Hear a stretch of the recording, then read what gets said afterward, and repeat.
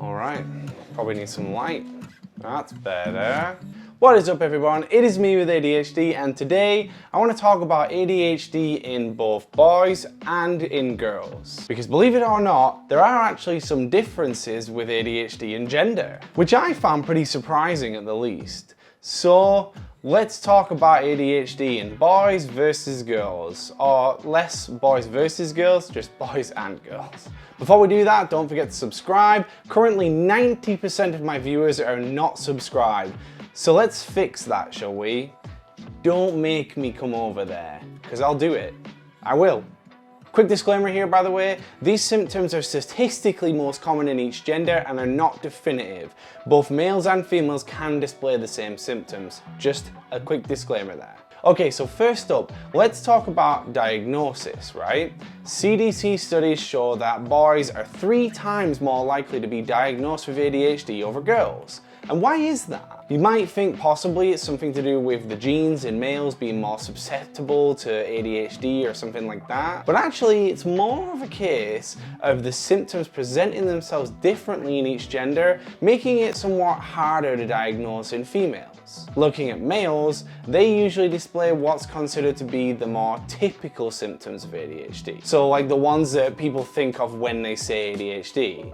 Boys are usually loud, energetic individuals, and their symptoms are usually stuff like hyperactivity, being full of energy and having trouble sitting still, over communicating, talking a lot, like a lot. Most of that hyperactivity creates a lot of built-up energy, and it can display itself like this, through talking a lot. Also, ADHD brains tend to work a lot faster than typical brains. Trying to communicate everything that's going on up there can be a little bit wild. There's also interrupting, like not being able to wait till people finish talking before they have to speak. This can be seen as rude to some people, by the way, but it's really not. It's partly due to the fact that their brain is having a million thoughts at a time, and if they can't verbally process that one time, it'll be gone forever for them. This can also be accredited to the lack of dopamine in the brain as well. There's also lack of focus. This typically shows up as disruptive behavior. Because ADHDers have such a hard time focusing, as a child they look to other means of entertainment such as socializing with others or distracting others. It's more of a cry for help than a purposeful behavior thing, I think. They also have impulsivity. This can manifest in boys, again, acting out, but it can also show itself as physical aggression, acting without thinking of the consequences first. Like I said, these symptoms are what most people consider typical ADHD. So hypothetically, that can be the reason why males are diagnosed or noticed more than females. But that doesn't mean that they aren't missed as well. This kind of behavior could also be overlooked because of this mentality, usually in older generations, of thinking, well, that's just how boys are. A lot of that mentality stems from the fact that developments in diagnosis and treatments for ADHD weren't very good when they were growing up, meaning that symptoms were just brushed off back then. Or even worse, their parents believed that ADHD symptoms could be disciplined out of their child. Now, how does this differ from girls with ADHD? Well, girls are typically seen as more reserved individuals. This means that they display more of the inattentive side of ADHD. Think of it like this.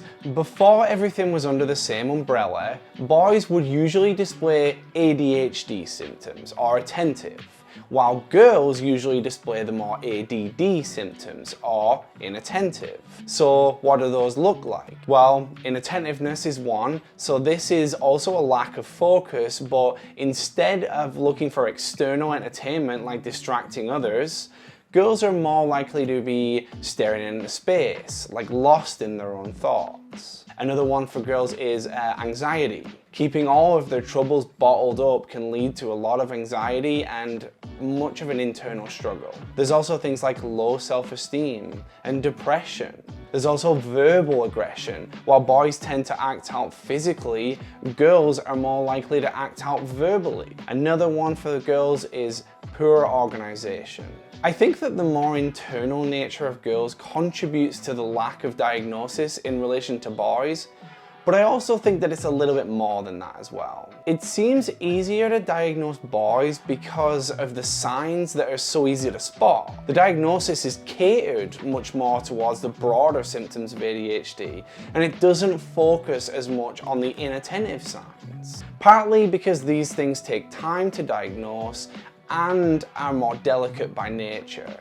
I mean, you can't just walk into a doctor's office with an inattentive child and get an immediate diagnosis. Another factor could be the similar one to the boys, where it's the parents just think that it's girls being girls. Girls are stereotyped as more emotional anyway, and having to deal with social groups or peer pressure at school might just lead to the parents overlooking those symptoms and thinking it's nothing more than regular school drama.